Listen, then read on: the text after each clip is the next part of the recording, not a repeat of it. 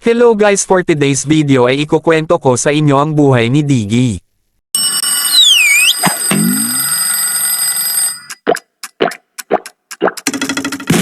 Hoot hoot! Horology is my craft, Diggy is my name. Si Diggy ay nagmula sa isang malayong bayan na kilala sa kanilang pambihirang kaalaman sa oras at teknolohiya. Siya ay isang owl na may pambihirang talino at kagustuhan sa pag-aaral. Mula sa kanyang kabataan, si Diggy ay laging may interes sa mekanika at mga hiwaga ng oras. Sa kanyang walang katapusang pag-uusisa, natutunan niya ang mga lihim ng oras at teknolohiya, na naging dahilan upang siya ay makagawa ng iba't ibang mga kakaibang aparato. Sa kanyang pag-aaral, natuklasan ni Diggy ang isang sinaunang orasan na tinatawag na orasan ng kapalaran. Ang orasan na ito ay may kakayahang kontrolin ang oras, at ito ay nagbigay kay Diggy ng pambihirang kapangyarihan.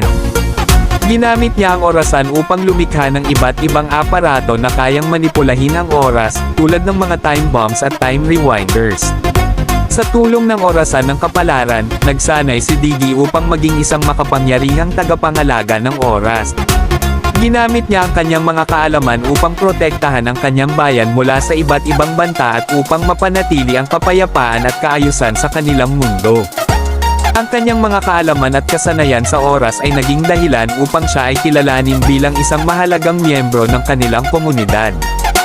Dahil sa lumalaking banta ng kadiliman sa Land of Dawn, napilitan si Diggy na gamitin ang kanyang mga kaalaman sa oras upang tulungan ang mga bayani sa kanilang pakikipaglaban. Nakipag-alyansa siya sa iba't ibang bayani upang labanan ang mga masasamang nilalang na nagtatangkang sirain ang kanilang mundo.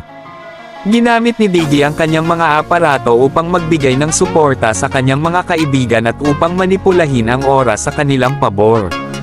Sa Mobile Legends, si Diggy ay isang support hero na kilala sa kanyang kakayahang magbigay ng proteksyon at utility sa kanyang koponan. Ang kanyang mga kakayahan ay nagbibigay daan sa kanya na magtanggal ng mga crowd control effect sa kanyang mga kaibigan at magbigay ng sustento sa kanilang laban.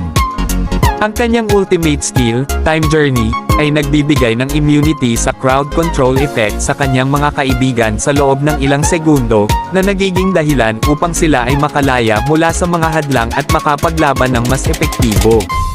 Ang kwento ni Diggy ay isang inspirasyon ng katalinuhan, dedikasyon, at kagustuhang protektahan ang kapayapaan. Mula sa pagiging isang simpleng owl na may interes sa oras at teknolohiya, siya ay naging isang makapangyarihang tagapangalaga ng oras na handang ipaglaban ang kabutihan at katarungan.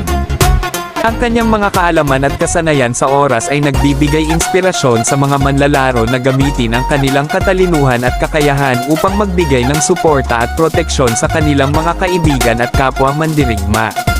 Sa bawat laban, ipinapakita ni Diggy ang kahalagahan ng katalinuhan, dedikasyon, at pagkakaisa sa harap ng mga pagsubok.